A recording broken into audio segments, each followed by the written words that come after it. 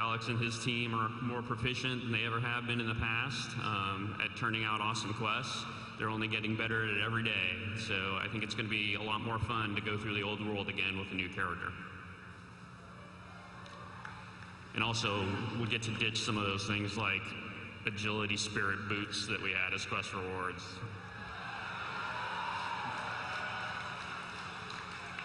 Or at least if we don't, there will be hell to pay. We've got a guild advancement system, so this is completely new. We have the ability for players to actually level up the guilds that they're in, to gain access to a whole bunch of new perks. We'll go over this feature in more depth in the game systems panel. It may also be labeled as the PvP panel, although on the brochures that's not entirely true. It's actually the game systems panel and covers more new features than just PvP. So with the guild advancement system, everything that awesome new perks. So we're actually going to have a guild talent tree, and the guilds will be able to choose what guild talents they want to have, and those will give you access to things like cheaper repairs, or maybe less durability loss when you wipe an array.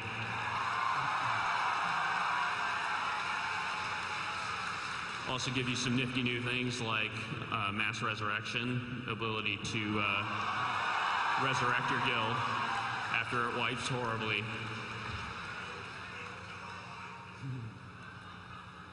We also have new race class combos. So it's kind of a nice little reason for people to, as they re-roll, to be able to go through the content once again. A lot of really cool new combos that we have that were never before playable. Add a nice breath of fresh air.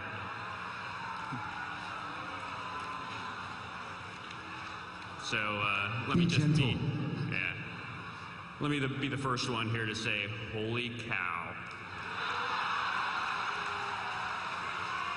So bad. I'm sorry.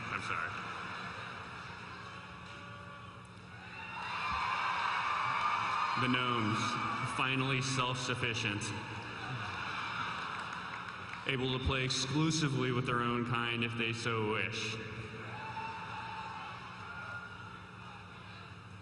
Now we all get to kill the gnome healer first. The dwarf shaman. Pound those hammers, create some earthquakes, good times. We also have phase terrain. So as a lot of you might be familiar, we introduced with Wrath of the Lich King a new feature called phasing. The phasing allowed us to do a lot of new things with our quests that we couldn't do before, made things a lot more interesting in the Death Knight starting experience. I don't know if maybe one or two of you out there played through that. Well done, Alex. Well done. So we're trying to take that up a notch. We're going to have the ability to phase terrain, so the world will actually be able to change as you play through quest lines. That'll help us make the world a little bit more dynamic than it ever was before, help make the quests and the stories more compelling, more fun, more interesting, more different. Here's a quick little example of phasing terrain. Note the coastline before and after, and even more after. So that's just one example of what we can do with the phasing terrain. We can do all kinds of really cool stuff with it, and expect some world-changing kind of stuff. Next, I'll move on to archaeology. And again, we'll cover this in more detail in the classes, items, and professions panel, but to give you a quick idea for what it is, we've got an awful lot of ruins and things like that in the world of Azeroth, and players are finally going to be able to explore some of those ruins and get access to archaeology nodes that are there and use them to make discoveries, use those discoveries to kind of research, they'll do some research in order to make the discoveries, and those will lead directly into the new Paths of the Titans. So players are going to be able to get these artifacts and take them to these different world groups that we'll talk about more later that have to do with the different Paths of the Titans, and they'll help players advance along the Titan progression. So the Paths of the Titans are a new way for players to kind of customize their characters. The idea here is that while we're doing a whole lot of new talents in the expansion, we aren't actually extending the trees any farther than they are right now. So the 51-point talents that we have now will continue to be the 51-point talents in the expansion. You will get 5 new talent points to spend along the way as you get to level 85. But rather than deepening the talent trees further, we're going to give you a little bit of a chance to get more points in the talents that we already have right now to make sure you're not stretched too thin. And then introduce the Pass of the Titans, which is a completely new type of advancement. Every player is going to be able to choose which path they want to follow, and they're not limited by class. So one of the interesting things about this system is that a rogue, for example, would be able to choose any one of the paths. So, some rogues might choose one path, others might choose another one. There also might be priests that are choosing the same path. So there are a bunch of new abilities and kind of passive bonuses, that sort of stuff, in each one of those paths that you'll be able to choose between. So it adds kind of another dimension to your character customization. And in addition, we have the Mastery System. Mastery System, more than anything else, is a way for us to prune some of the complexity out of the talent trees that we feel, doesn't really need to be there. There are a lot of talents out there that have way too much stuff put in them. They were talents that we made because we thought they'd be cool and fun, but because they didn't increase your character power very directly in a tangible way, like increased damage or increased healing, the talents tended to not work out. So we end up over time having to put a lot of damage or healing or whatever, a lot of character power into those talents. So it allows us to kind of take some of that character power out of those talents so you have more kind of fun, interesting choices between the talents and turn them into a passive bonus for spending your talent points in that tree. Again, Greg will talk about this in more detail later, but essentially what it means is that as you spend points in a talent tree, your character will become more powerful in certain ways that you're used to right now, like increased crit chance or increased damage or those sorts of things, increased poison damage, that sort of thing.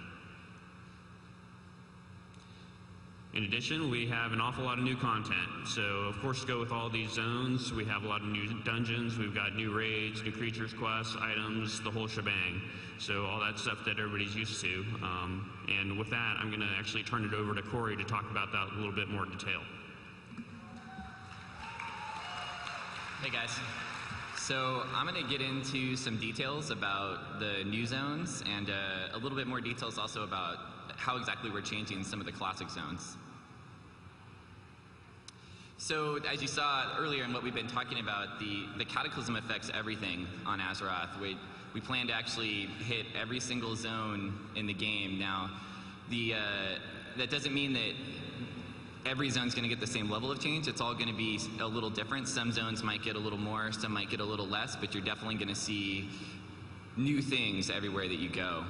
As Tom talked about, we've got 5 new zones that are basically level up zones that are going to get you to our new cap of 85. And then as well, we have the 2 new starting zones. We're doing something a little different this time though, and both those zones are going to be 1 to 15. Now this is a big hit I think everyone's really going to like.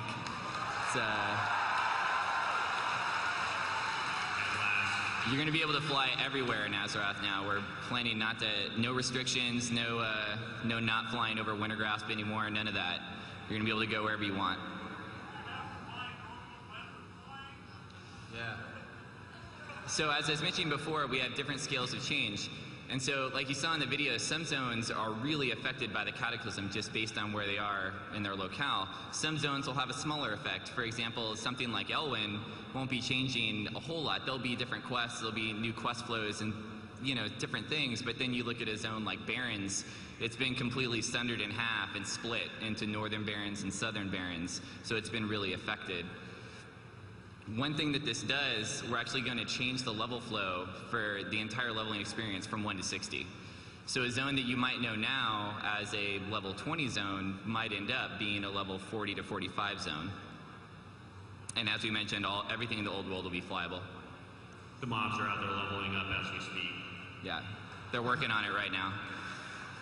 So you can see here's a little cutout of our new zone flow that we're thinking about. And now one of the goals here is that we actually want to have the zones cover a smaller range of levels. Currently, if you take a zone like Stranglethorn Vale, I think it covers